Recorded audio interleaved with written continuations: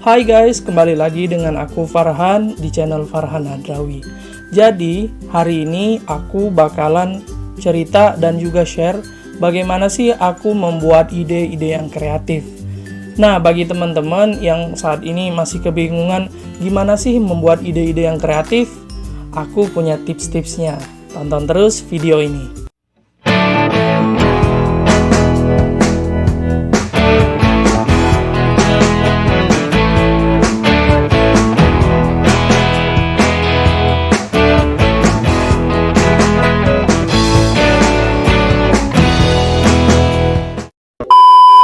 Jadi menurut aku ide kreatif itu adalah sebuah jawaban dan juga gagasan atas suatu permasalahan dan tantangan. Nah, biasanya ide kreatif ini tuh untuk setiap orang memandangnya itu berbeda-beda ya. Tergantung gimana mereka, kebiasaan mereka dan juga gimana latar belakang mereka memandang suatu permasalahan. Nah, menurut aku ide kreatif itu tuh dikatakan sebuah ide kreatif ketika sebuah jawaban atau gagasannya bisa diimplementasikan dengan sukses sehingga orang yang memberikan ide itu mendapatkan suatu impact yang baik. Nah, biasanya ide-ide yang selain itu bisa dikatakan ya ide yang baik juga, cuman memang terkadang bisa disebut ide yang kurang pas, ide yang kurang cocok atau ide-ide yang lainnya. Nah, teman-teman, berarti otomatis sebelum kita menciptakan suatu ide yang kreatif, tentu kita harus membuat ide. Karena ide kreatif itu adalah sebuah ide atau gagasan yang bisa kita lakukan untuk suatu permasalahan dan tantangan. Nah, bagi teman-teman yang masih kebingungan gimana sih membuat ide, aku tuh susah banget loh untuk ngomong, aku susah banget untuk kasih jawaban. Aku punya tipsnya. Jadi aku bakalan share di video ini. Nah, yang pertama adalah kamu harus tertarik dengan hal-hal baru. Kenapa harus tertarik?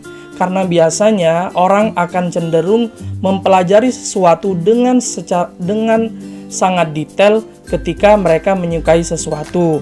Misalnya ketika ada orang ngomong, contohnya ya gini, kalau ketika ada yang gosip atau ada yang menceritakan sesuatu yang kamu menarik, biasanya kamu akan mikir gitu.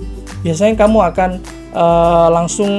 langsung tertarik sehingga kamu akan berpikir di situ.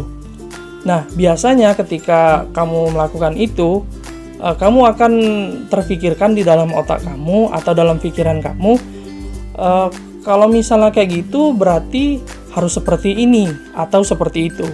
Nah, aku kasih contoh ya, ketika misalnya ada suatu permasalahan, aku nggak punya uang jajan dalam bulan ini ya. Misalnya aku nggak punya uang jajan bulan ini, aku kan bingung nih, wah gimana ya? Aku harus punya duit nih supaya aku bisa jajan bulan ini. Nah, kamu akan berpikir tuh, oh gimana ya kalau misalnya aku cari kerja atau aku coba ini buat paper, atau aku bantu orang tua atau lain sebagainya.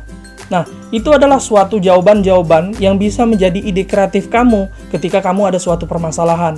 Sehingga ketika kamu sudah tertarik dengan sesuatu hal yang baru, kamu akan sangat cepat dan sudah mulai terbiasa dengan hal itu sehingga kamu bisa memberikan jawaban-jawaban dan ide-ide yang baru. Nah, itu adalah tips aku yang pertama yang biasa aku lakukan untuk membuat ide-ide dalam kehidupanku. Nah, yang kedua adalah kamu mau untuk menjawab. Kenapa aku bilang kamu harus menjawab? Karena biasanya ada tipikal orang yang sebenarnya dia tuh sebenarnya punya ide yang bagus, punya jawaban yang bagus, tapi nggak bisa ngomong dan nggak mau ngomong. Dia punya jawaban bagus, punya ide yang cemerlang, tapi dia malu-malu, dia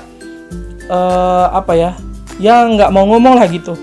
Jadi tips yang kedua yang biasa aku lakukan adalah ketika aku punya sesuatu, aku punya jawaban, aku punya ide, aku langsung tuangkan, atau aku kasih teman, atau aku sampaikan ke teman, aku diskusiin.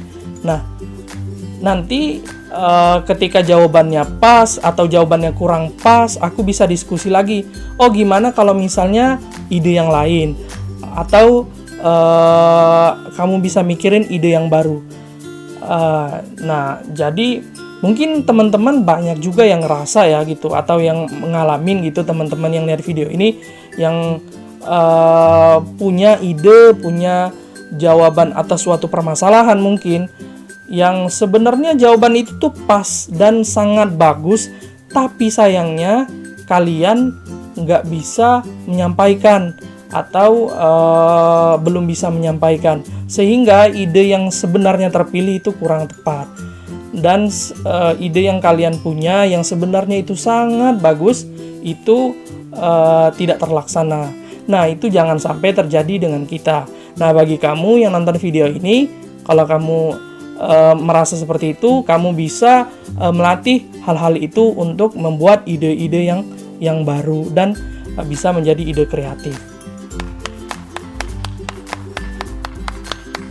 Oke guys, mungkin itu aja video kali ini. Semoga bermanfaat dan semoga kamu bisa nerapin di keseharian kamu.